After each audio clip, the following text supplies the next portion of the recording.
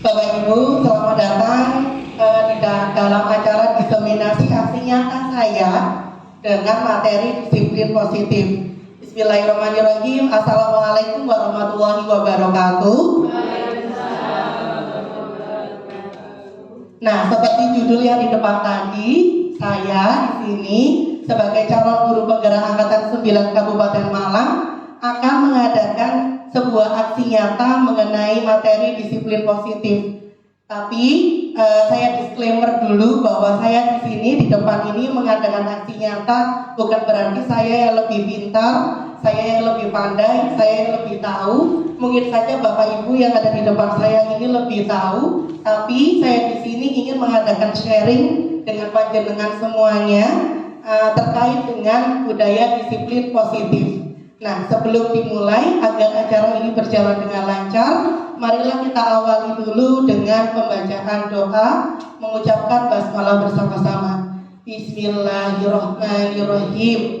Oke, kita mulai. Sebelum saya mulai ini dulu, apa sih yang terbersit di benak Bapak Ibu dengan kata disiplin? Oh, Pak Ikal ini yang terjauh. Dia jaraknya terjauh ini. Dibela-belain loh. Terima kasih Pak ya. Ini mau Pak Ikal pakai mic biar terdengar di kamera. Apa Pak Ikal disiplin? Sudah kelihatan. Oh iya, sampai katakan kamu.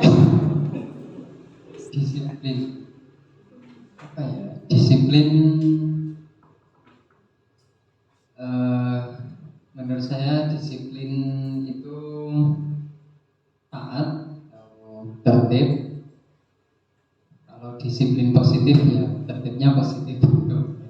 Ya mohon maaf agak terengah soalnya Iya. perjalanan jauh. Perjalanan jauh Iya. ya.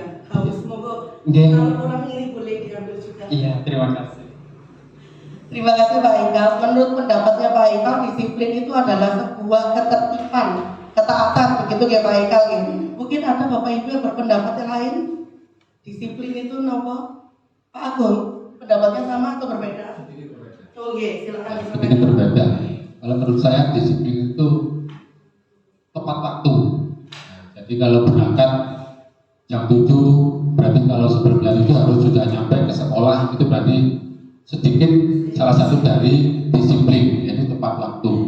Atau mungkin seperti Pak Eka tadi taat. Nah, taat itu berarti manut disiplin seperti itu. Ya, mungkin itu. Terima kasih pendapatnya Pak Agung. Menurut Pak Agung tepat waktu. Menurut Pak Haikal, disiplin itu adalah sebuah ketaatan. Taat terhadap apa berarti Pak Haikal? Iya. Taat terhadap apa? Oke, taat terhadap tata tertib. Nah, sama seperti saya dulu ketika belum mempelajari materi disiplin positif, saya menganggap bahwa disiplin itu tepat waktu, sesuai dengan tata tertib, begitu Bapak Ibu. Tapi nyatanya disiplin itu dari kata disiplina, yang artinya adalah apa Bapak Ibu? Belajar. Jadi disiplin itu sebenarnya adalah proses belajar. Jadi bukan harus tepat waktu, harus menaati tata tertib, bukan hanya seperti itu, tapi proses belajarnya yang ada di dalam disiplin ini.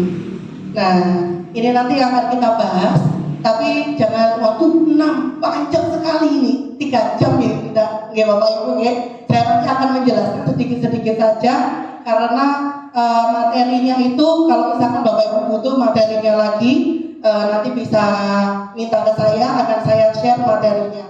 Nah, ini yang akan kita bahas. Yang pertama, hubungan antara filosofi pemikiran Ki Hajar Dewantara dengan penerapan disiplin positif. Jadi disiplin positif kenapa sih harus melaksanakan disiplin proses belajar yang positif itu? Karena dilandasi oleh adanya pemikiran Ki Hajar Dewantara. Yang kedua, nilai kebajikan universal, teori motivasi, hukuman dan penghargaan. Yang ketiga adalah keyakinan kelas. Keempat, kebutuhan dasar manusia. Kelima, posisi kontrol. Dan yang terakhir adalah segitiga restitusi. Oke, lanjut saja. Pertanyaan pemantik berikutnya. Tugas guru atau pendidik diibaratkan sebagai petani atau tukang kebun. Menurut Bapak Ibu, apa maksud kalimat tersebut? Monggo, siapa yang mau berpendapat? Oke, Bu Wiwin.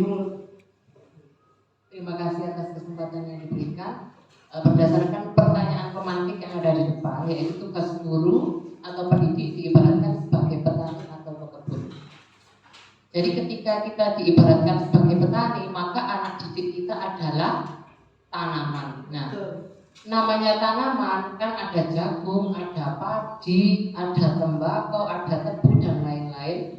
Itu setiap tanaman memiliki karakteristik sendiri-sendiri. Begitupun dengan anak didik kita, mereka memiliki minat dan bakat yang berbeda. Kita tidak akan bisa mengubah tanaman jagung menjadi tanaman padi. Begitu juga sebaliknya. Nah, anak didik kita, mereka berangkat dari rumah itu juga memiliki minatnya apa, terus latar belakang keluarganya seperti apa, itu akan berpengaruh tentunya terhadap gaya belajar mereka juga. Nah, sebagai guru kita diusahakan untuk tidak mengubah yang ada pada diri mereka seperti kodrat alam yang sudah ada pada dirinya, tetapi kita lebih mempertajam hal-hal yang nampak. Tapi kita sebagai petani ibaratnya juga harus membunuh gulma atau tanaman pengganggu yang bisa menghalangi anak tersebut untuk berkembang sesuai dengan karakter baiknya. Sekian dari saya, terima kasih. Terima kasih Bu Wiwi atas pendapatnya. Betul ya. Jadi diibaratkan bahwa petani, guru itu layaknya petani atau tukang kebun. Seperti katanya Bu Wiwi tadi, bahwa tukang kebun atau petani itu bukan Tuhan.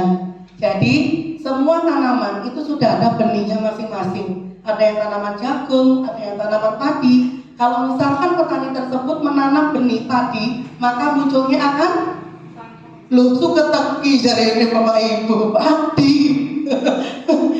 Padi, munculnya padi ya. Jadi bisa nggak kira-kira dirubah jadi jagung?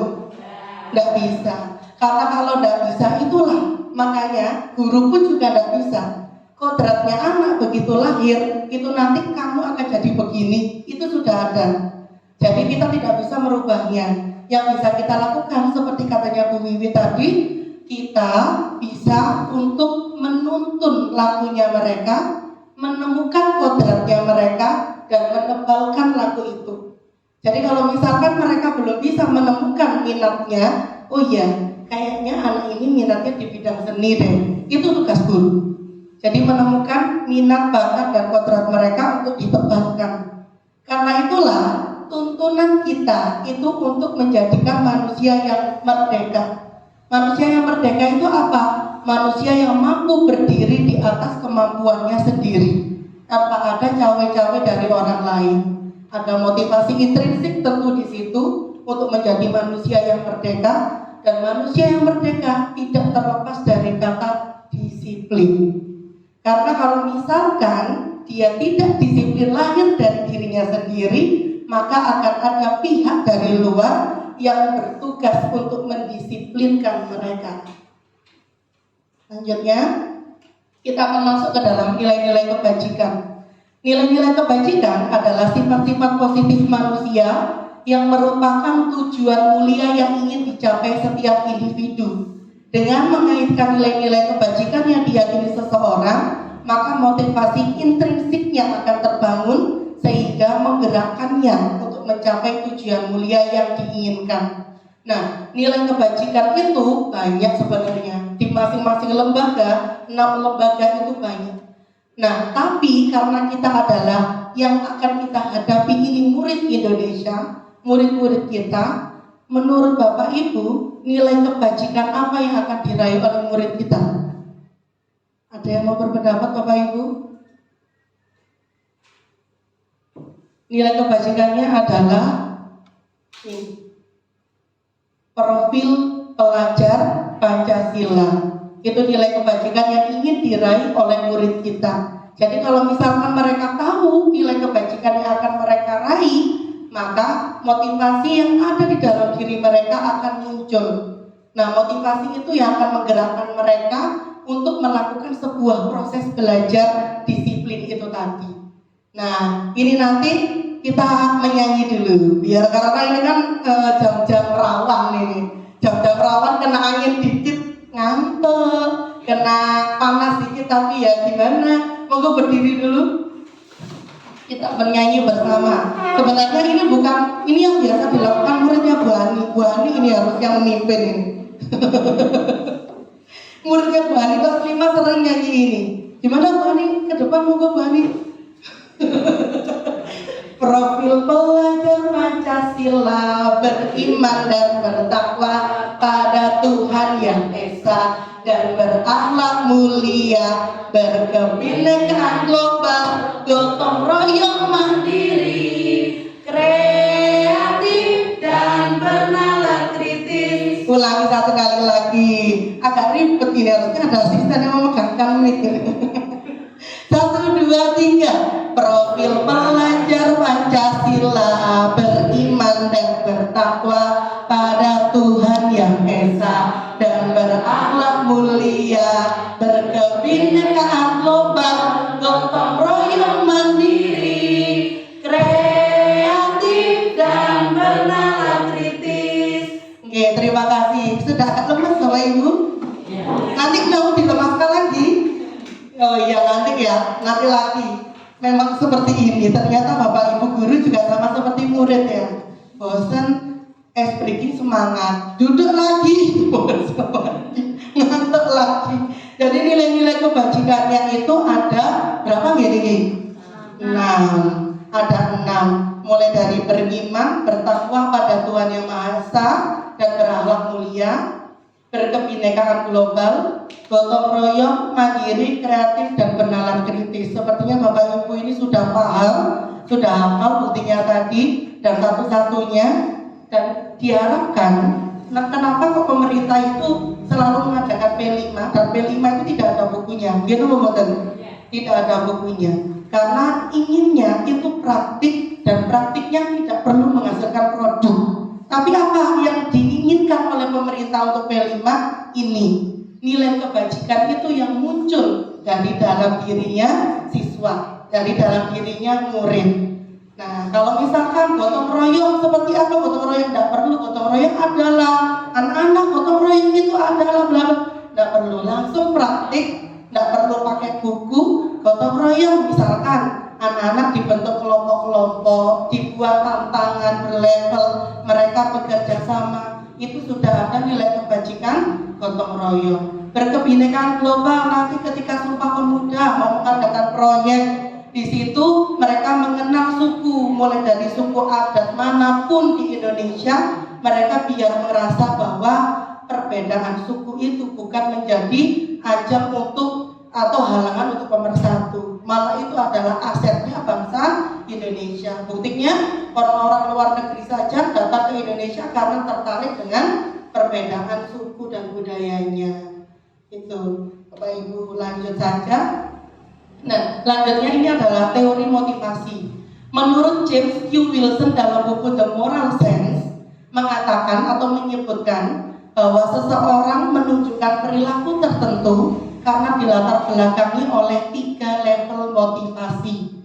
Levelnya itu ada level 1 sampai level 3. Level 1-nya adalah menghindari rasa sakit atau hukuman. Yang kedua, mendapatkan penghargaan dan penghormatan dari orang lain. Dan yang terakhir, yang level paling tertinggi itu adalah menghargai dirinya sendiri. Kalau masih ingat pelajaran kuliah dulu, motivasi itu ada berapa macam Bapak Ibu? Sudah lupa. Iya Mbak, saya juga awalnya lupa. 2, betul. Ada apa saja Bu Alfi? Betul. Dari diri sendiri itu sifatnya intrinsik dari dalam, dan dari orang lain atau dari luar itu namanya ekstrinsik. Nah, di sini di level ini menurutnya Bapak Ibu yang masih ekstrinsik yang di level mana dan mana? Mana Pak Inal? 1, 2. Oke. Level 1, 2 itu sifatnya ekstrinsik, dan sedangkan level 3 itu sifatnya intrinsik. Jadi dia datang tepat waktu karena menghargai dirinya sendiri, bukan karena takut dihukum, bukan karena ingin mendapatkan penghargaan dari gurunya. Nah, seperti itu motivasi intrinsik dan ekstrinsik. Dan menurut penelitiannya Pak James ini, bukan saya, menurut Pak James, Ekstrinsik itu hanya berlangsung secara pendek atau short term memory. Jadi memorinya pendek. Jadi kalau saat itu aja, waduh, tadi aku tidak baik dah, biasanya gitu, dihukum begini baik dah. Itu tapi besoknya rata-rata mereka mengulangi lagi, telat lagi. Saat ini mereka, kamu kalau pintar, kamu kalau dapat nilai 100 akan mendapatkan sesuatu. Tapi nyatanya besok juga nggak dapat nilai 100. Karena apa? Short term memory. Atau misalkan guru yang mengiming-imingi tadi diberi sesuatu itu tidak masuk. Ketika guru lain yang masuk, suasananya akan beda. Nah, itulah yang namanya short term memory. Selanjutnya kalau intrinsik itu biasanya dan sudah ada di penelitian itu long term memory atau jangkanya panjang. Karena apa? Karena motivasi dalam dirinya. Misalnya Bapak Ibu ini kan sudah dewasa semua, pasti akan long term memorinya itu pasti akan muncul. Beda dengan anak kita. Nah, sekarang saya tanya, saya nggak menyimpulkan dulu. Di sekolahnya panjenengan, kira-kira dominan yang mana? Yes, rata-rata di level 1 dan 2. Jadi masih motivasi ekstrinsik. Begitupun dengan pembiasaan karakter, sholat, asmaul husna. Itu biasanya juga begitu, karena belum ada muncul rasa ingin, rasa butuh dalam dirinya mereka. Nah, nanti kita akan belajar bersama-sama Bapak Ibu. Selanjutnya saya ingin tanya, menurut Bapak Ibu adakah perbedaan antara hukuman dan konsekuensi? Buat Zainah mungkin? Saya takutnya ngantuk di depan kipas. Kalau menurut saya hukuman itu lebih bersifat apa ya? Gurunya yang bersifat hukum gitu ya. Kalau konsekuensi itu kita mengajak siswa untuk menemukan solusinya. Nah, setelah kamu melakukan kesalahan ini, solusinya apa?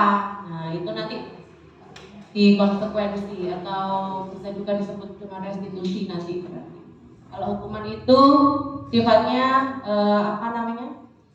lebih ke arah misalnya anak-anak terlambat, ayo lari keliling lapangan 10 kali, nah itu termasuk hukuman. Sedangkan kalau konsekuensi misal dia duduk dengan temannya kemudian menumpahkan air di meja, kemudian dia disuruh untuk mengelap dengan tisu, nah itu namanya konsekuensi. Apa yang dia lakukan, ya itu harus menjadi tanggung jawabnya untuk dibersihkan.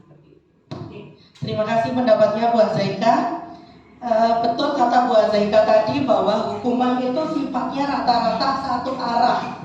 Jadi biasanya hanya guru yang memberikan hukuman, muridnya berlangsung tiba-tiba muridnya nggak tahu. Jadi kadang-kadang kalau misalkan ini semoga tidak terjadi pada kita. Ada anak yang memakai sepatu selain hitam. Terus akhirnya dihukum dengan cara disuruh melepas sepatu itu seharian. Jadi dia bertelanjang kaki seharian. Nah, itulah sifatnya hukuman. Padahal tata tertib nggak ada. Kalau sepatu selain hitam maka akan bertelanjang kaki 1 hari. Ada atau enggak peraturan seperti itu Bapak Ibu? Enggak ada. Sifatnya tiba-tiba saja dari guru tanpa persetujuan murid. Dan biasanya kalau di sekolah itu rata-rata tata tertib ya Bapak Ibu nggih? Masih tata tertib. Yang membuat biasanya siapa Bapak Ibu? Sekolah atau guru. Jadi murid tidak dilibatkan. Itulah yang namanya hukuman. Kalau konsekuensi itu tadi seperti katanya Bu Zaika, konsekuensi itu kalau misalkan kita dibuat merasa tidak nyaman dalam short term. Jadi dalam waktu yang dekat merasa tidak nyaman. Tapi tetap keduanya ini itu membuat kita merasa nyaman atau tidak nyaman? Menurut Bapak Ibu, hukuman atau konsekuensi membuat kita nyaman atau tidak nyaman? Tidak nyaman. Baik itu gurunya yang menghukum, gurunya yang memberi konsekuensi, ataupun muridnya yang terkena hukuman atau konsekuensi. Nah, lanjut. Pertanyaan berikutnya. Setujukah Bapak Ibu kalau penghargaan itu bisa menjadi hukuman? Monggo, Bu Ani. Saya bilang lebih mungkin tak ngerti. Bu Ani, monggo Bu Ani. Dijelaskan Bu Ani kenapa Bu Ani setuju akan pernyataan ini. ini menurut saya ya Mbak Ida. Iya, Kenapa saya setuju? Karena ini pengalaman dari kelas saya sendiri. Ada anak yang tahun kemarin itu sudah saya beri penghargaan karena dia itu juara 1. Terus pada semester kedua dia itu ternyata juara 2. Dan dia itu merasa terhukum dan merasa iri dan minder kenapa semester ini dia tidak bisa juara 1 kembali. Nah dari sini saya mengetahui oh berarti dia itu merasa terbebani setelah saya beri penghargaan. Jadi dia itu berusaha bagaimana caranya agar tetap berada di atas. Dia tidak melihat bahwa yang dilakukan itu entah benar atau salah, tetap bagaimana caranya biar dia tetap di juara 1. Ya, itu. Terima kasih Bu Ani, pendapatnya betul katanya Bu Ani bahwa penghargaan itu bisa menjadi sebuah hukuman bagi anaknya. Karena apa? Karena itu tadi sudah kita sepakati bersama. Level 1 siswa menghindari hukuman. Level 2 siswa mengharapkan penghargaan. Dan dua-duanya itu merupakan motivasi ekstrinsik atau motivasi yang berasal dari luar, bukan dari dalam dirinya anak tersebut.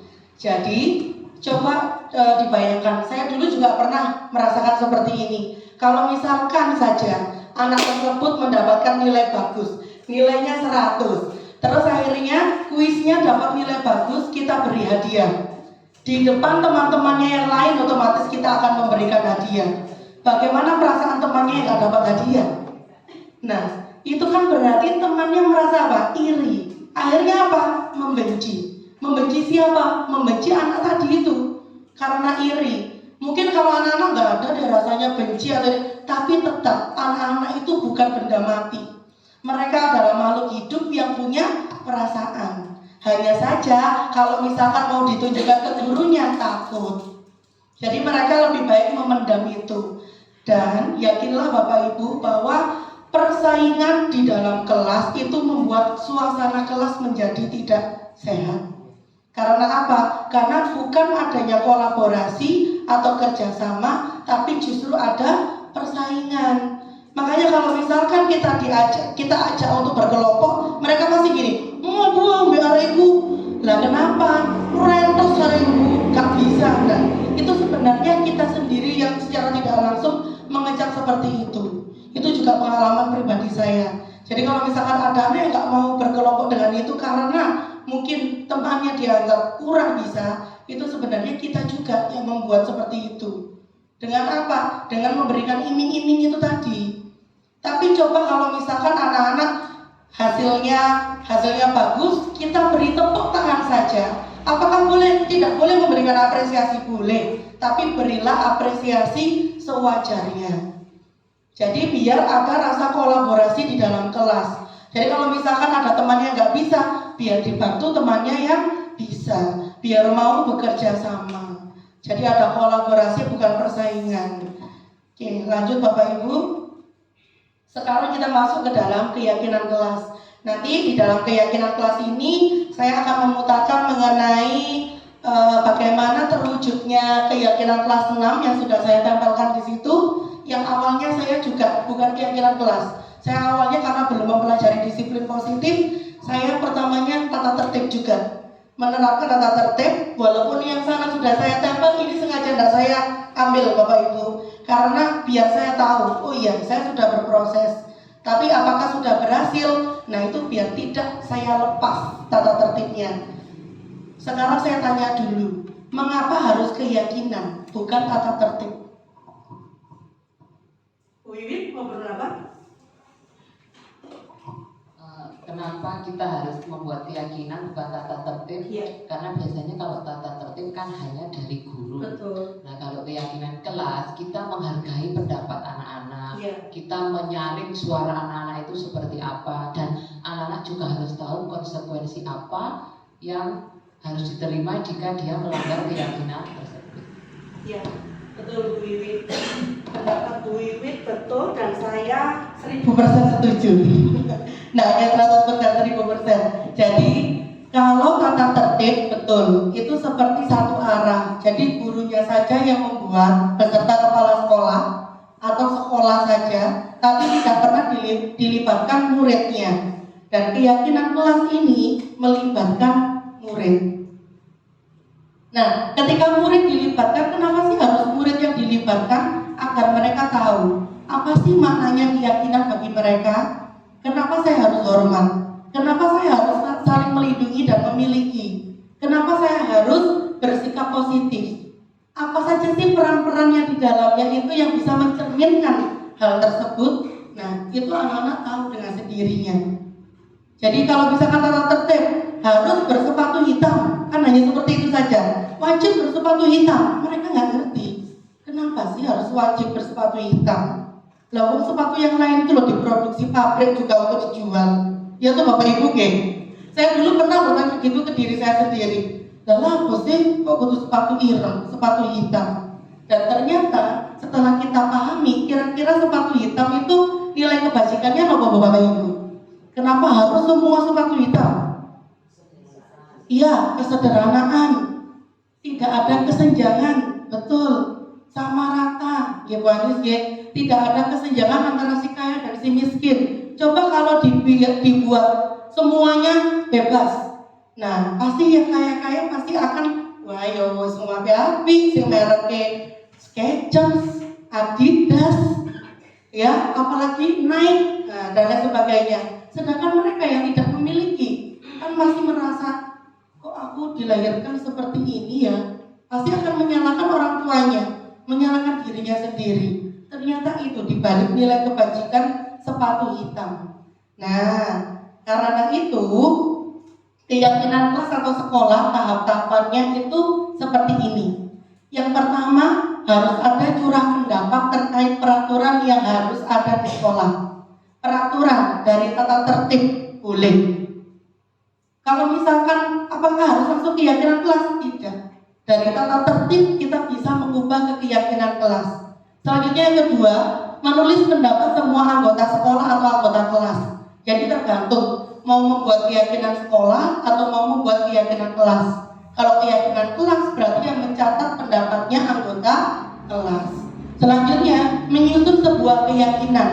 Jadi dari semua tata tertib yang sudah dituliskan oleh mereka itu, pendapat semua anggotanya disampaikan, lalu menyusun keyakinan berdasarkan nilai kebajikan.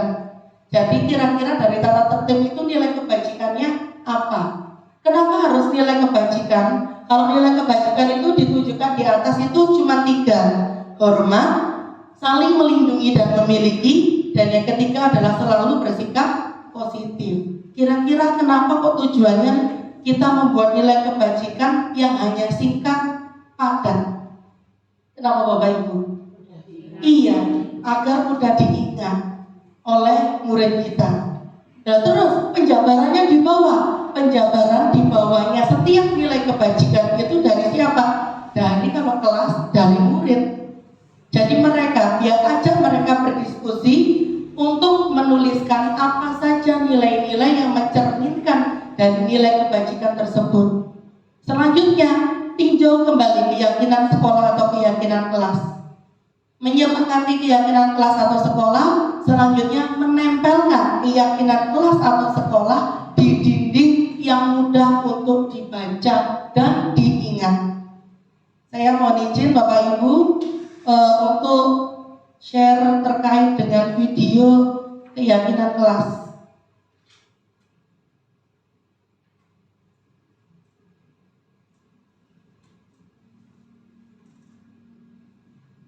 Jadi saya kemarin setelah lokakarya 2 di Guru Penggerak, awalnya saya tata tertib minus-minus seperti itu, pakai poin-poin seperti itu, tapi kok saya mikirnya gini, kok nggak efektif ya? Anak-anak itu meskipun saya minus tetap aja ngomong jorok, meskipun saya minus, tapi kok tetap saja mereka banyak yang nggak pikir, banyak yang telat. Nah akhirnya Bismillahirrahmanirrahim. Assalamualaikum warahmatullahi wabarakatuh. Jumpa lagi dengan saya Aida Nuraini. Di sini saya akan menampilkan sebuah video mengenai bagaimana proses membuat keyakinan kelas yang saya lakukan di kelas 6 SD Negeri 1 Jatikui. Dalam video ini tampak anak-anak sedang menulis di kertas warna-warni atau kertas post-it post-it, mereka menuliskan mengenai apa yang seharusnya ada atau tata tertib yang harusnya ada di kelas kami. Selanjutnya nanti setelah mereka menuliskan keyakinan kelas, maksud saya tata tertib kelas, maka mereka akan menyepakati nilai kebajikan yang ada di kelas tersebut. Dan di kelas saya dari tata tertib ini, lalu mereka sepakat dengan adanya 3 nilai kebajikan yang ada di kelas 6, yaitu hormat atau saling menghormati, saling melindungi dan memiliki, dan selalu bersikap positif. Selanjutnya mereka akan menempel-nempelkan mengenai apa perbuatan atau tindakan yang mencerminkan dari 3 nilai kebajikan yang sudah diyakini secara bersamaan di kelas. Setelah mereka tempelkan, lalu dibantu oleh guru untuk meninjau kembali adanya keyakinan kelas dan disimpulkan, karena kemungkinan ada beberapa pendapat yang sama, disimpulkan bersama-sama, ditulis oleh sekretaris di kertas untuk kemudian dituliskan lagi atau dicetak di banner atau di media yang lain yang lebih besar, dan nantinya akan ditempelkan di kelas atau di dinding kelas agar lebih meyakinkan kepada seluruh anggota kelas bahwa keyakinan kelas sudah terbentuk, dan selalu mengingatkan mereka untuk meyakini sebuah keyakinan kelas yang sudah disepakati secara bersama-sama. Dalam video ini tampak anak-anak bahu-membahu, gotong royong dalam menempelkan keyakinan kelas yang sudah dibentuk.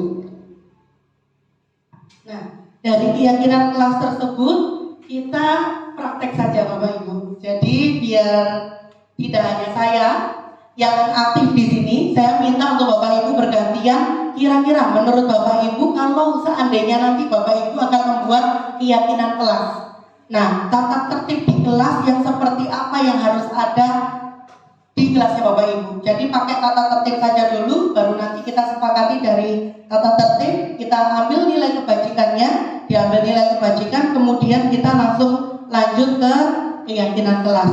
Bisa diawali dulu dari Bu Azeika. Monggo, dituliskan di depan di kertas plano yang ada tulisan tata tertib. Berarti ada 10 guru, nanti ada 10 tata tertib yang coba akan kita bahas satu persatu, kira-kira nilai kebajikannya apa.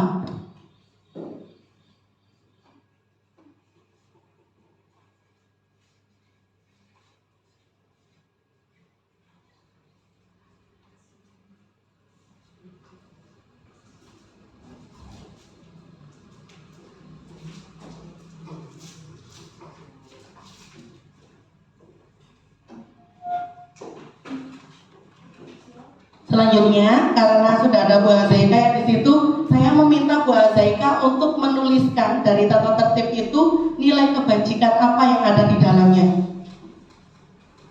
Nanti ditempelkan di sampingnya ya Bu Azaika ya, ditempelkan di samping tata tertibnya.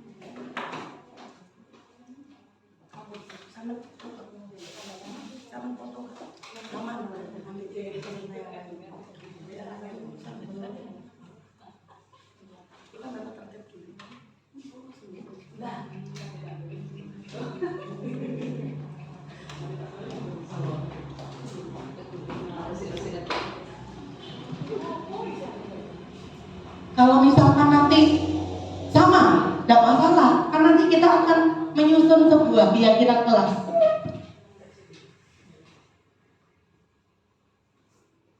Yang pertama tadi Bu Azaika berarti saling menghormati dan menghargai. Yang kedua Bu Ani datang tepat waktu. Yang ketiga Bu Anis tidak berbicara kotor. Selanjutnya yang keempat Bu Wiwit menjaga kebersihan kelas. Nah, Bu Alfi ini mengembalikan barang pada tempatnya. Oke, selanjutnya Bu Endang. Bu Azeka sudah menuliskan keyakinan yang dari nilai kebajikannya dari tata tertib. Oke, mohon ditempel Bu Azeka di sampingnya. Yang sudah menuliskan nilai kebajikannya, monggo bisa langsung ditempelkan.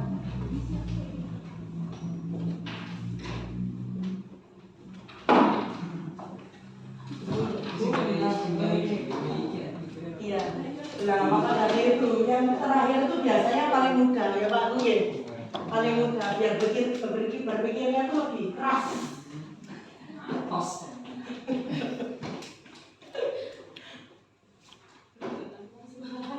Nanti kita akan menyepakati bersama kira-kira dari nilai kebajikan itu, nilai kebajikan itu pasti akan ada yang hampir-hampir mirip gitu. Nah, nanti akan kita jadikan satu dengan curah pendapat. Selanjutnya dari yang kalimat negatif yang tidak itu harus dirubah ke kalimat positif. Jadi kalau misalkan tidak berbicara kotor, berarti kalimat positifnya berbicara baik, berbicara yang terpuji. Nah, kita seperti itu.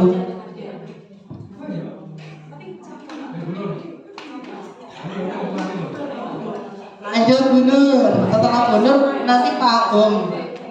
Setelah Pak Agung baru Pak Haikal.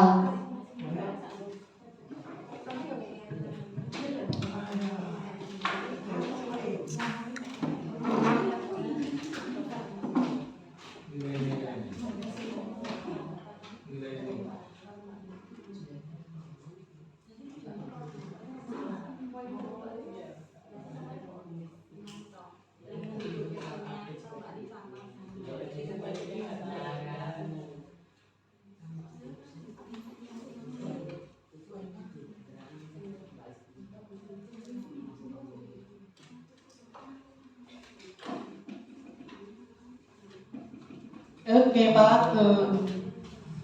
Semoga setelah menulis tata tertib, kira-kira dari tata tertib yang sudah dituliskan di depan, nilai kebajikan apa yang ingin diraih dari tata tertib tersebut?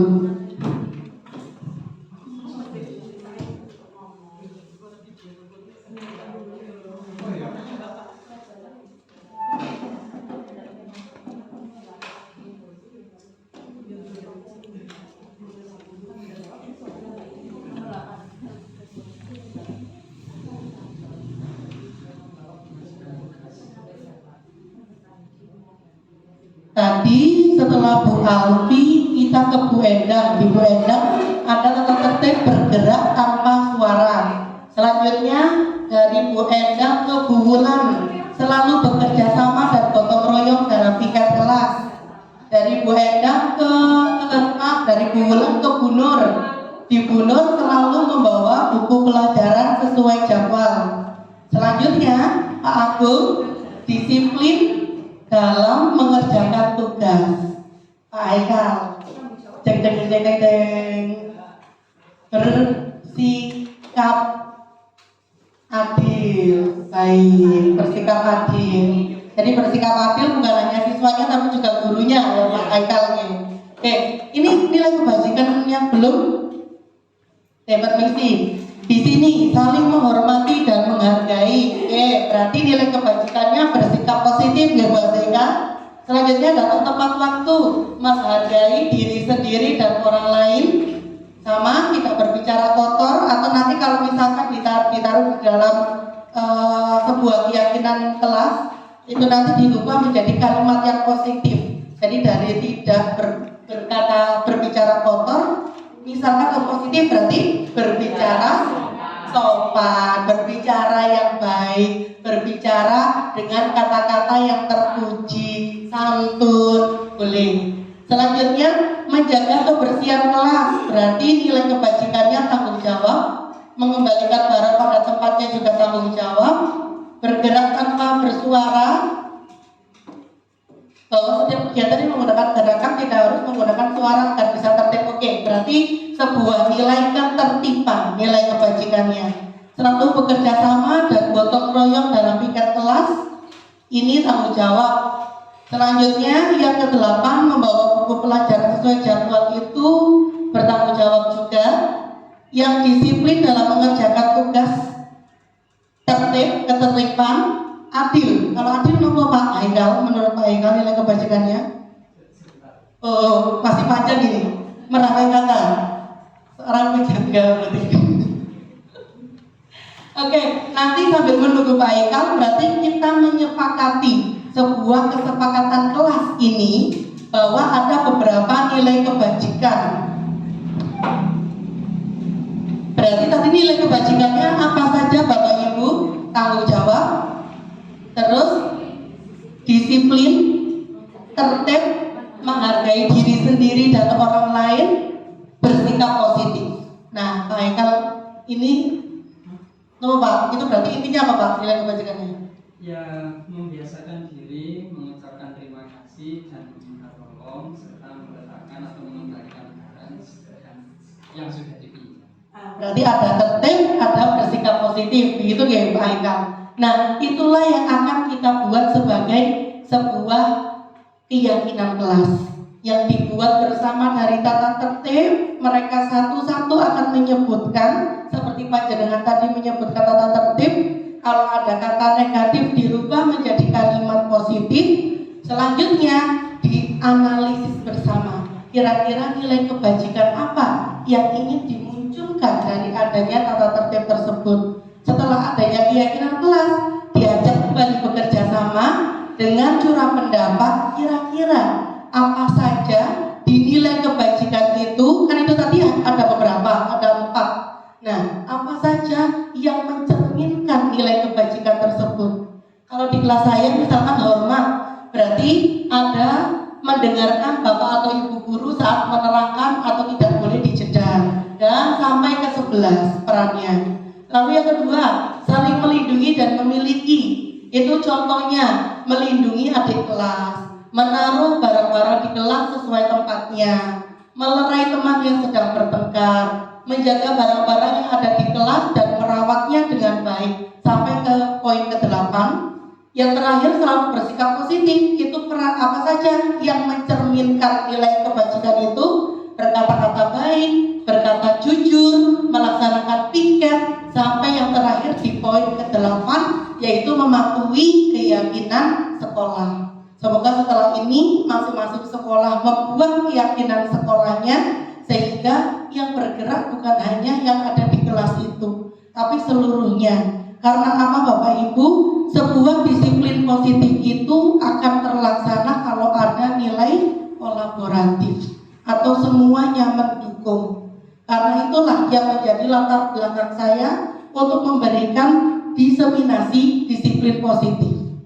Nah, selanjutnya 5 kebutuhan dasar manusia. Itu ada bertahan hidup, penguasaan atau power, cinta dan kasih sayang, kesenangan atau fun, dan kebebasan atau freedom. Nah, biasanya anak-anak itu kalau misalkan dia melanggar keyakinan kelasnya, itu pasti karena sebab. Sebabnya apa? Ini. Karena notabene semua manusia, entah itu orang dewasa maupun anak-anak, itu ingin untuk memberikan atau membuat dirinya sendiri terpenuhi 5 kebutuhan dasar itu. Satu saja tidak terpenuhi, mereka biasanya akan mencarinya di sekolah. Contohnya yang Bapak Ibu sudah lah banyak pasti akan menemui seperti itu. Misal anak-anak, mohon maaf, kalau di rumahnya kurang kasih sayang, pasti mereka cari perhatian di sekolah. Untuk apa sih? Untuk mendapatkan kasih sayang dari gurunya. Karena itu kurang didapatkan di rumahnya. Nah, biasanya dilabeli sebagai anak nakal. Saya dulu juga begitu. Saya pikir mereka itu sengaja melakukan seperti itu. Tapi ternyata setiap yang mereka katakan itu biasanya mereka ada satu saja yang kurang pas, kurang terpenuhi di hati mereka. Contohnya, kalau misalkan ada anak minta bekal ke temannya, mengganggu temannya yang sedang makan bekal, kita tanya kira-kira, kenapa sih Le? Sama kok setiap kali seperti itu? Aku lapar Bu, aku nggak dikasih bekal. Loh lah sarapan di rumah, ibuku masih tidur, belum buat sarapan di rumah. Ada yang berbicara seperti itu Bapak Ibu, karena saya mengalaminya. Saya tanya kenapa setiap kali kok temannya ketika makan digangguin, akhirnya bertengkar. Nah itu jawabannya seperti itu. Berarti apa kira-kira kebutuhan dasar yang belum terpenuhi dari anak itu Bapak Ibu? Kalau dia menjawab, kira-kira jawabannya dia seperti ini, saya lapar. Berarti apa? Kebutuhan dasar yang belum terpenuhi Bapak Ibu. Bertahan hidup. Karena bertahan hidup itu ada sandang, pangan, papan, atau kebutuhan primer kita. Selanjutnya kalau misalkan mereka mengatakan bosan, berarti kebutuhan dasar mana yang belum mereka penuhi? Bosan. Iya, kebebasan atau freedom. Jadi mereka itu bosan karena apa? Karena pekerjaannya monoton. Rata-rata seperti itu. Pekerjaan mereka itu setiap hari ngerjakan kayak saja. Setiap hari, tidak ada yang lain. Nah biasanya mereka kurang bebas untuk ingin sesuatu tidak terpenuhi. Jadi maka dari itu biasanya mereka bosan. Nah itulah yang namanya freedom yang kurang. Kalau misalkan aku ingin melakukan ini karena ingin diperhatikan Bapak Ibu guru, berarti apa Bapak Ibu? Iya, betul. Cinta dan kasih sayang yang kurang dipenuhi dari anak tersebut. Nah, untuk lebih paham lagi, kita akan berlatih ya Bapak Ibu. Contoh permasalahannya seperti ini. Dinda, seorang anak kelas 3 SD, begitu tiba di rumah, sepulang dari sekolah, menangis dan mengadu pada ibunya bahwa dia benci pada Ibu Rani, gurunya. Nah, kalau misalkan ditanya sama ibunya, kenapa kok benci sama Ibu Rani? Jawaban Dinda begini, Ibu guru bilang aku tidak boleh bersenandung sewaktu mengerjakan tugas. Katanya kelas harus tenang, tidak ada suara, kan nggak seru jadinya. Berarti kebutuhan apa yang kurang dipenuhi Dinda di kelas? Ada yang kebebasan, ada yang kesenangan. Kita coba lihat. Iya, kesenangan. Karena apa? Karena kalau biasanya kesenangan itu kata kuncinya bermain, menyanyi, menari, bermain itu kesenangan. Tapi kalau bosan biasanya itu rata-rata kebebasan atau freedom. Lagi, kalau misalkan Dinda bilang begini, Ibu guru tidak menyapaku hari ini, padahal aku pakai jepit rambut baru.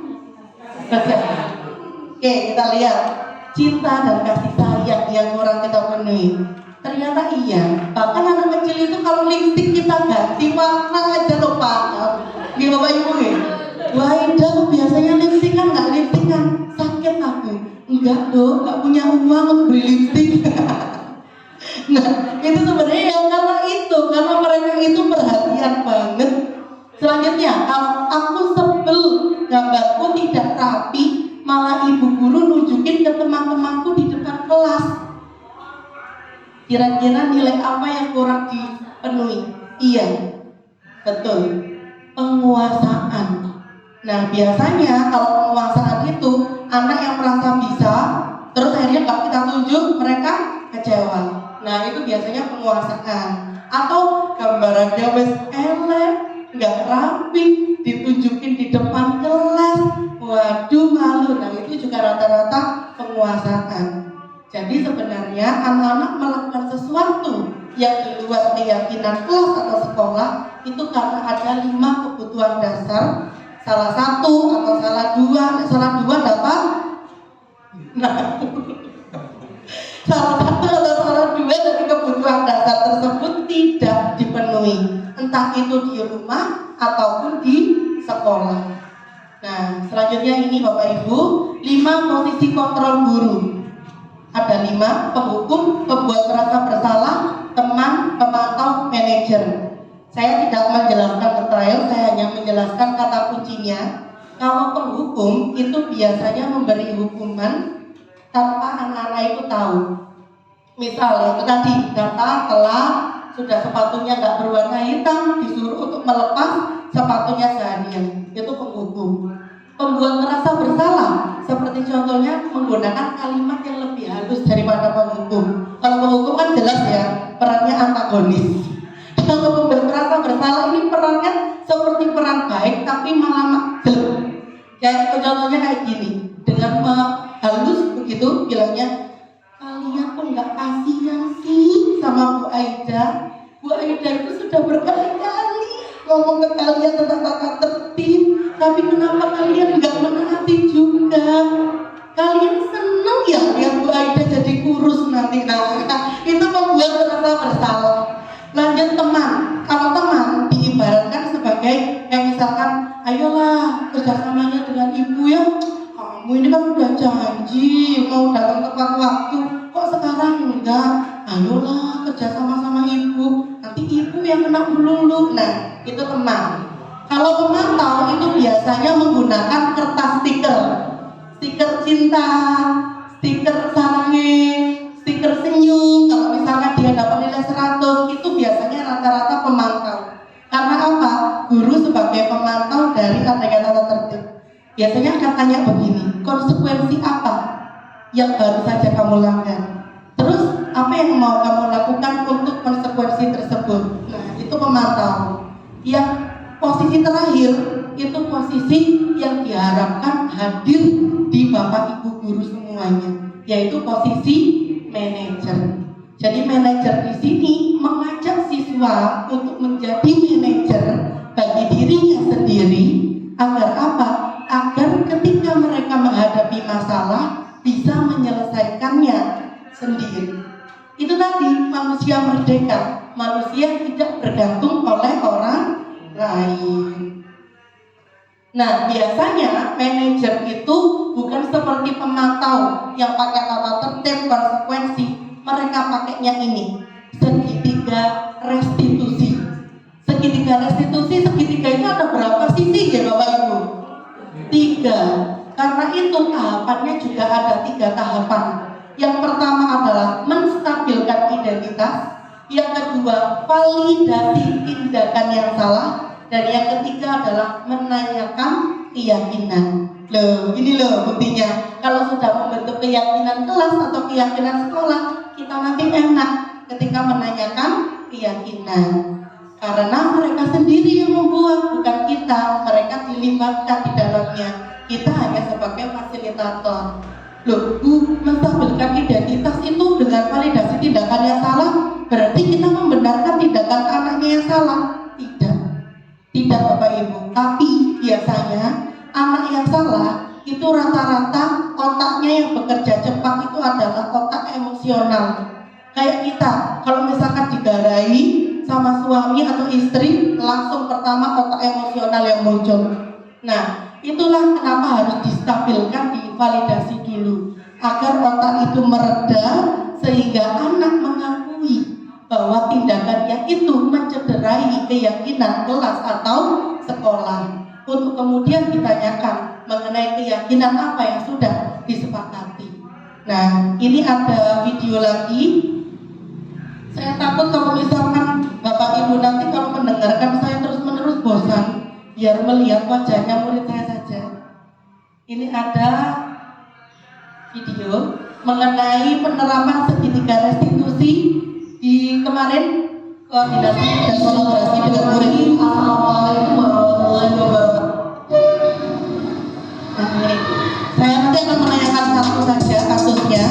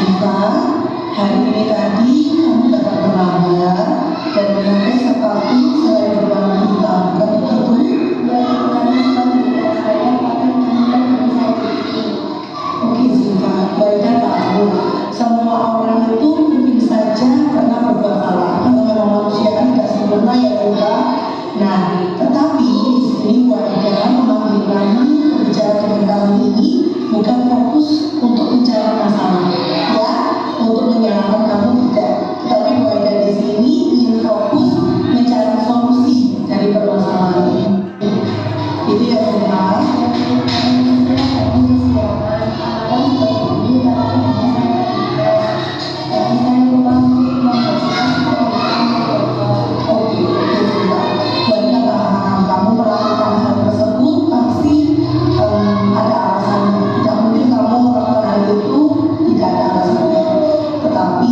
Apa yang kamu lakukan pada hari ini itu tidak sesuai dengan kesepakatan sekolah yang sudah sama-sama, ya kan?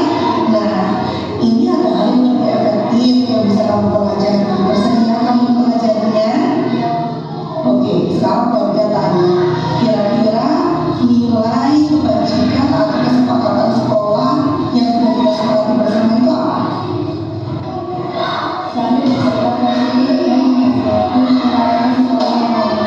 Nah, pintar. Zilpa sudah mengingat kesepakatan sekolah yang sudah kita sepakati bersama-sama. Nah, kira-kira ketika Zilpa melakukan hal tersebut, kira-kira nilai kebajikan atau kesepakatan sekolah mana yang kamu lakukan? Saya melakukan nilai Oke, Zilpa. Nah, jadi Zilpa tahu kan ada kesepakatan sekolah, ada beberapa yang Zilpa pelanggar. Nah, sekarang saya ingin tanya, kira-kira rencana apa yang sudah kamu lakukan untuk memperbaiki masalah ini? Saya akan menyiapkan sekolah untuk besok yang ini. Saya akan menyiapkan di usia kamu yang masih enam, kamu bisa merencanakan untuk memperbaiki masalah ini itu sudah bagus. Mungkin Bu Aida aja belum ngerti apa yang orang Bu Aida rencanakan, ya, itu sudah bagus. Nah, sekarang Bu Aida tanya, kalau misalkan ada yang Zilpa lupa dia yang alarm atau tidak menyiapkan perlengkapan sekolah yang buat besok hari ini, kira-kira ada nggak orang yang bisa menyiapkan Zilpa? Oke, ada yang benar. Jadi kesimpulannya bagi orang lagi ya Zilpa, rencananya Zilpa untuk memperbaiki masalah ini adalah menyiapkan perlengkapan sekolah yang akan dibuat besok di hari ini dan juga menyiapkan alarm biar Zilpa tidak bangun kesiangan ini. Nah, apabila Zilpa lupa dengan rencana tersebut, maka ada saya dan Bunda yang akan menyiapkan Zilpa. Dan begitu? Oke, sekarang saya tanya, kira-kira rencana ini akan dilakukan kapan Zilpa? Oke, Zilpa bagus, sudah mengerti rencananya, sudah tahu rencananya akan dilakukan kapan. Saya akan mendoakan semoga Zilpa melaksanakannya dengan konsisten dan lancar, ya. Sama-sama Zilpa. Oke, ada dua sebenarnya, tapi saya tayangkan satu saja karena itu sudah mewakili adanya segitiga restitusi. Mari kita analisis bersama Bapak Ibu. Dari yang tadi sudah ditayangkan videonya. Dan masih proses. Nah, kalau tadi itu ada 3 langkah. Yang pertama tadi apa Bapak Ibu? Menstabilkan identitas. Lalu yang kedua adalah validasi tindakan yang salah. Yang ketiga, yang terakhir adalah menanyakan keyakinan. Di video tadi menurut Bapak Ibu tindakan mana yang termasuk menstabilkan identitas? Kata-kata yang mana Bapak Ibu? Iya, yang awal sendiri. Pertanyaannya rata-rata adalah begini. Saya buka saja. Nah, ini keliru. Membuat kesalahan itu wajar. Manusia tidak ada yang sempurna. Rata-rata seperti itu. Jadi bukan berarti kita membiarkan mereka untuk berbuat salah, tapi kita kuatkan dulu. Karena anak-anak yang biasanya sudah terlambat atau mereka bertengkar, degup jantungnya mereka biasanya bagaimana Bapak Ibu? Cepat. Karena takut. Waduh, pasti dihukum, pasti dipanggil sama Bapak Ibu guru. Nah, itu menandakan yang bekerja pada saat itu adalah otak emosional. otak emosional yang bekerja. Karena itu pentingnya menstabilkan identitas biar otak emosionalnya agak turun. Jadi yang bisa bekerja otaknya yang logika. Jadi diajak ngomong nyambung. Biasanya kalau anak langsung kalau maneh, nah biasanya gitu. Saya pun dulu begitu. Saya itu antagonis Bapak Ibu dulu. Jadi yang tadi itu jujur saja demonstrasi kontekstual itu perintahnya di tugas guru penggerak adalah membuat skenario. Skenario itu berarti Bu Aida setiap hari ya nggak kayak gitu juga, tapi belajar untuk menjadi seorang manajer. Kadang-kadang kalau misalkan saya yang emosi, jujur saja saya juga kadang-kadang menjadi penghukum. Saya lupa bahwa ternyata guru itu harus menstabilkan identitas dulu. Kadang-kadang saya tiba-tiba langsung tanya, tata tertib mana, keyakinan kelas mana yang kamu pelanggar, kayak gitu. Padahal harusnya distabilkan identitasnya dulu. Saya tidak menanyakan kesalahannya, saya tidak berfokus pada kesalahanmu, tapi yang saya lakukan di sini untuk berfokus memperbaiki masalah yang ada. Jadi kita tidak berfokus. Biasanya kalau anak akar ada si A si B, ini diganti kalimatnya. Saya, Bu Guru, tidak menanyakan mana yang benar, mana yang salah, atau siapa yang benar di sini. Yang Bu Guru lakukan untuk memperbaiki masalah ini. Jadi biar anak yang tadinya salah itu ada di posisi yang lemah, kita tarik menuju ke posisi yang lebih kuat. Nah, selanjutnya divalidasi tindakan yang salah. Itu ini. Nah, yang tadi saya ucapkan adalah kamu bukan melakukannya tanpa suatu alasan tertentu. Nah, selanjutnya ada lagi kalimat mungkin kamu bisa mempelajari sesuatu perilaku yang lebih efektif. Maukah kamu mempelajari hal itu? Nah, ketika mereka kita validasi, akhirnya mereka bilang mau Bu. Nah, baru kita tanyakan selanjutnya, yaitu menanyakan keyakinan. Sebagai keluarga atau sebagai anggota kelas, nilai apa yang sudah kita yakini? Dia menjawab bla bla bla bla bla yang dia yakini. Selanjutnya, kalau misalkan kamu melakukan seperti itu, maka perbuatan manakah atau keyakinan kelas manakah yang kamu langgar? Dia bilang selalu bersikap positif. Nah, akhirnya dia tahu, iya, kan keyakinan saya sendiri yang buat. Kenapa saya lagi yang melanggarnya?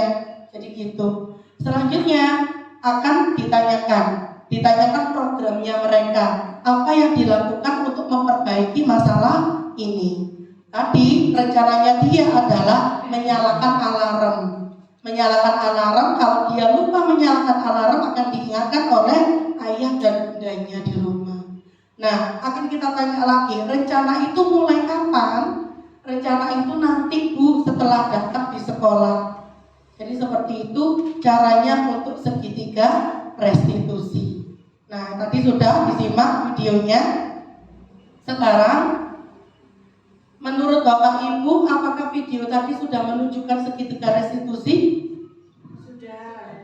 Oke, terima kasih Bapak Ibu. Berarti kira-kira Bapak Ibu setelah ini nanti apa yang ingin Bapak Ibu lakukan pertama kali ketika kembali ke kelas? Apa Bu Ani?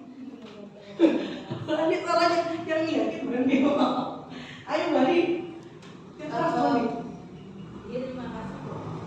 Bu Aida.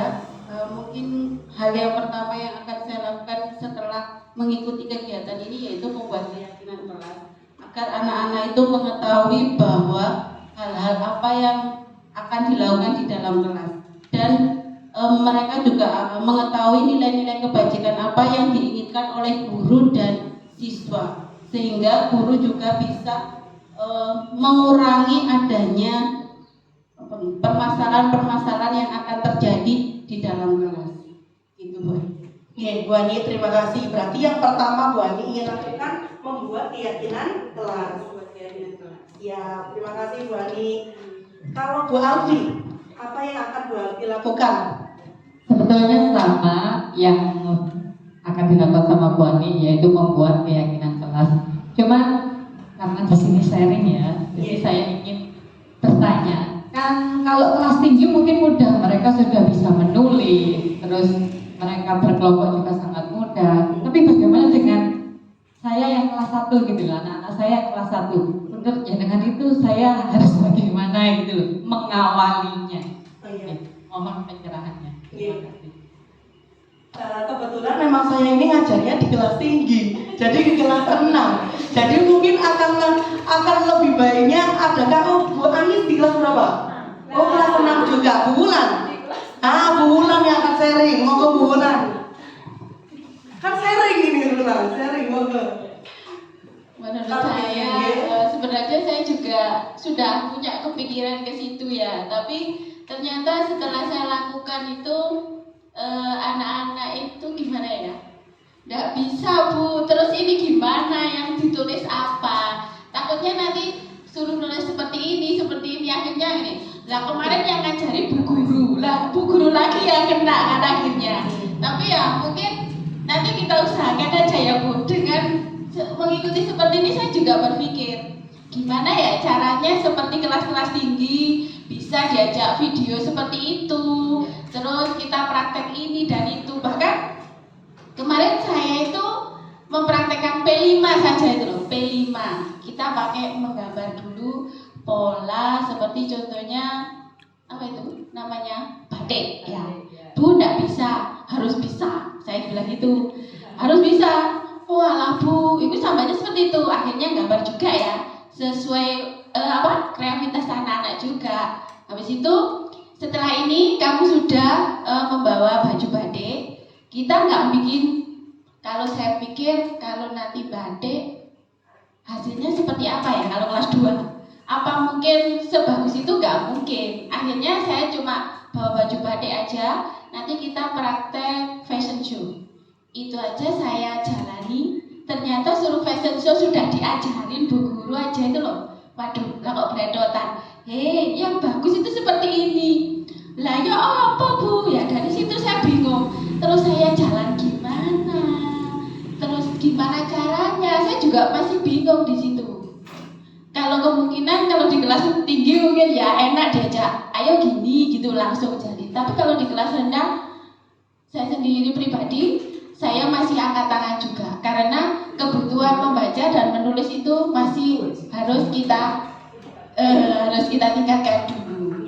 Barangkali nanti kalau ada sharing dari teman-teman dari angkatan anu disampaikan, barangkali bisa disampaikan ke kelas-kelas rendah seperti ini, kita harus bertindak apa seperti itu. Terima kasih banyak.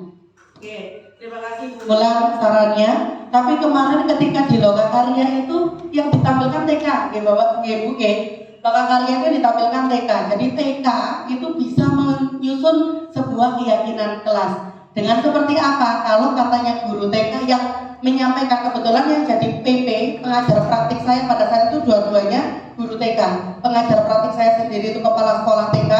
Satunya lagi yang kelompok dari Poncokusumo. Bukan Bu, mana Bu? Ngantang dan Pujon itu guru TK. Jadi mereka menayangkan sebuah video. Jadi ditayangkan video begini, bukan seperti yang tadi kita lakukan. Kalau yang tadi kita lakukan karena memang andragogi, pembelajaran untuk orang dewasa. Ya, makanya menuliskan di depan, menulis sendiri. Untuk kelas tinggi juga bisa seperti itu. SMP, SMA sudah bisa. Tapi kalau untuk kelas rendah ataupun yang TK, biasanya itu diawali dengan pemantiknya itu video. Jadi video anak-anak atau sikap yang mencerminkan adanya keyakinan kelas, begitu. Di video di YouTube itu banyak, Bu. Nah, yang ditayangkan oleh Bapak Ibu-ibu itu video. Setelah video, menurut anak-anak di video itu anak-anaknya senang nggak ketika di kelas seperti itu? Senang. Nah, kira-kira seperti apa sikapnya yang harus dipenuhi di video itu? Nah, mereka kan ada yang mengucapkan, ada yang tidak bisa. Yang tidak bisa tidak apa-apa. Nah, nanti kalau misalkan kelas tinggi, kelas rendah memang tidak bisa disamakan. Karena apa? Karena yang awalnya abstrak, yang awalnya konkret ke abstrak, yang awalnya belum kompleks ke kompleks, seperti itu. Nanti saya di 2.1 pembelajaran berdiferensiasi itu ada di situ untuk mempelajari itu. Kalau misalkan nanti ada aksi nyata, saya berikan lagi, insya Allah kalau misalkan ada. Tapi kalau tidak ada, ya nanti bisa dilihat di YouTube yang sudah ada programnya guru penggerak. Nah, itu video rata-rata. Nah, terus kalau menulisnya tidak perlu diajak menulis, mereka hanya curah pendapat. Jadi mereka itu berpendapat, bu gurunya yang nulis, bu gurunya yang menuliskan. Jadi misalkan mereka bilang, itu bu harus mengembalikan barangnya lagi, itu tadi udah dipinjam. Kata-kata mereka kan tidak sempurna seperti itu ya Bapak Ibu. Beda dengan kata-katanya orang dewasa atau yang sudah tinggi. Kita yang membantu mereka sebagai fasilitator untuk menuliskan di depan. Jadi mengembalikan barang yang sudah dipinjam. Jadi seperti itu. Kalau misalkan ada lagi pendapatnya mereka, bu harus menghormati teman yang berbeda pendapat, atau saya ngomong begini harus didengarkan bu guru ngomong harus didengarkan, kita nggak boleh ngomong sendiri. Nah, kita yang memfasilitasi mereka nulis di depan. Dan kemarin ketika seperti itu TKPGRI kalau nggak salah pada saat itu berhasil untuk membuat keyakinan sekolah itu. Mungkin hanya itu yang bisa saya sampaikan. Sebenarnya banyak di YouTube itu banyak praktik baik mengenai keyakinan sekolah dan kelas. Mungkin nanti Bapak Ibu kalau longgar bisa dibuka, karena memang tugas guru itu banyak ya Bapak Ibu ya. Banyak kok saya jadi curcol ini ya. Monggo, ini waktunya untuk refleksi. Mari kita berefleksi bersama. Silakan mencurahkan pendapatnya Bapak Ibu terkait apa yang sudah kita pelajari bersama, dan kira-kira manfaat apa yang bisa diambil Bapak Ibu di diseminasi ini. Nanti kalau sudah selesai menulisnya bisa ditempelkan di kertas plano yang dituliskan refleksi.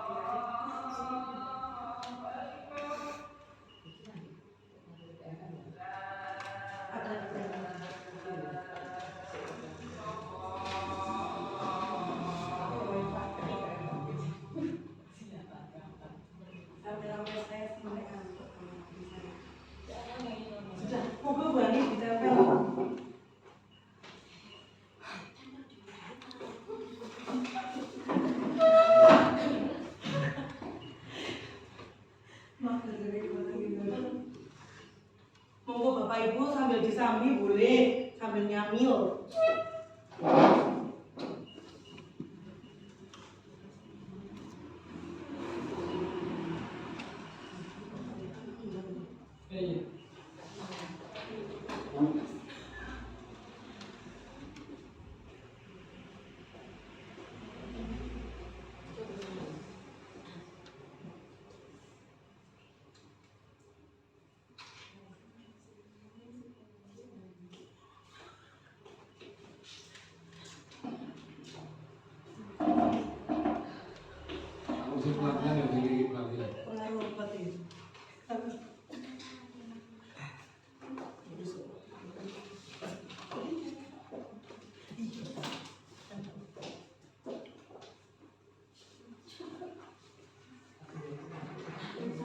Karena azannya sudah selesai, jadi saya bacakan dulu yang sudah menempelkan.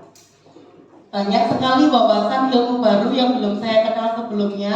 Dengan diseminasi ini tergerak untuk berbuat lebih baik untuk anak didik. Terima kasih.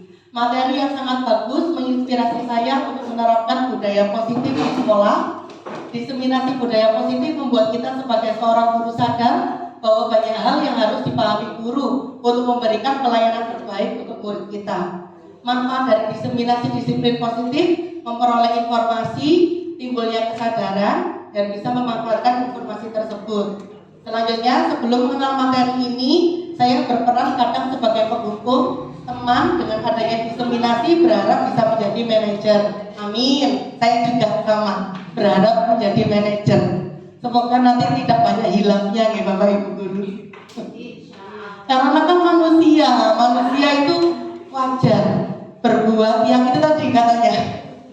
Menentukan identitas, tidak apa-apa berbuat salah karena wajar. Tapi semoga sering manajernya daripada penghukumnya.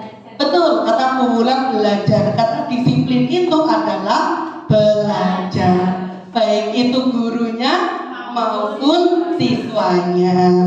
Baik, Bapak Ibu, terima kasih. Tadi ada pertanyaan, mungkin masih ada pertanyaan? Tidak ada, alhamdulillah sudah jelas berarti kalau tidak ada pertanyaan.